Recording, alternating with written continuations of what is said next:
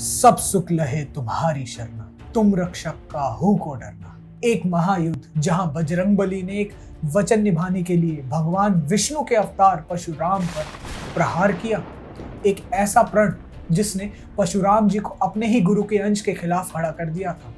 वो युद्ध एक ऐसा मंजर था जिसने देवों को डरा दिया था और एक ऐसा नतीजा निकला जिसके बारे में किसी ने नहीं सोचा था। आखिर वो क्या वचन था जिससे हनुमान जी को युद्ध भूमि में आना पड़ा? आज हम जानेंगे। तथास्तु।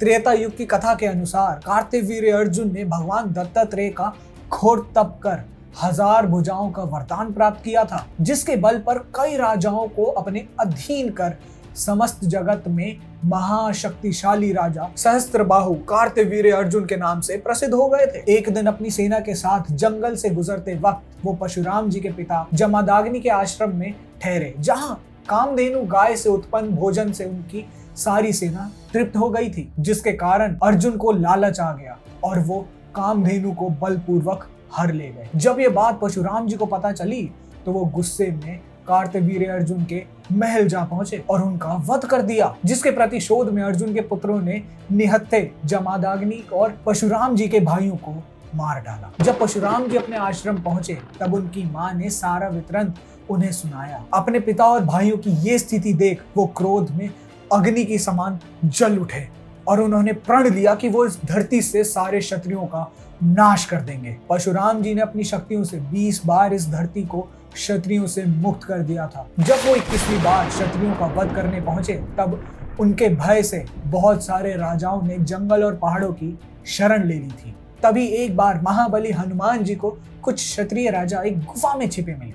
उन्होंने उनसे उनका परिचय मांगा और तब उन क्षत्रिय राजाओं ने बताया कि वो परशुराम जी के भय से यहाँ छुपे हुए हैं। राजाओं से संपूर्ण कथा जानने के बाद हनुमान जी चिंता में पड़ गए और उनके साथ अन्याय होता देख उन्होंने उनकी रक्षा करने का वचन दे दिया।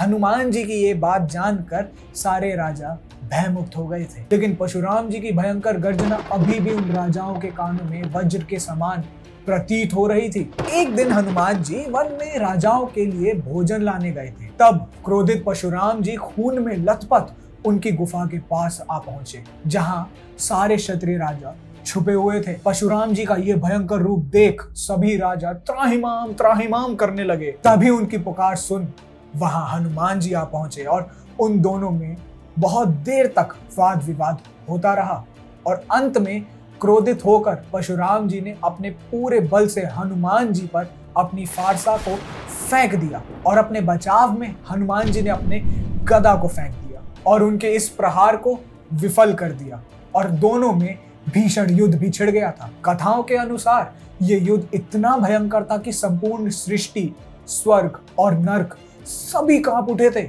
ये देख सभी देवता भी चिंतित हो गए थे और देवों के देव महादेव के पास कैलाश जा पहुंचे, जो अपनी समाधि में लीन थे। देवताओं ने महादेव से याचना की और तब स्वयं भगवान शिव को युद्ध रोकने के लिए जाना पड़ा। दोनों के बीच बहुत भयंकर युद्ध छिड़ा हुआ था। तभी महादेव वहां प्रकट हुए और परशुराम जी को बताया कि हनुमान जी उन्हीं के अवतार हैं और अपने धर्म से बंधे रहने के कारण वो आपसे युद्ध कर रहे हैं। महादेव ने परशुराम जी को बताया कि उनका प्रतिशोध अब पूरा हुआ और वो अपने पिताजी का श्राद्ध करें और इस बाहर से मुक्त हो जाएं। अपने गुरु का आदेश मानकर परशुराम जी ने क्षत्रियों के संहार को वहीं रोक दिया और अपना सब कुछ ब्राह्मणों को दान कर महेंद्र पर्वत पर घोर तप में लीन हो गए।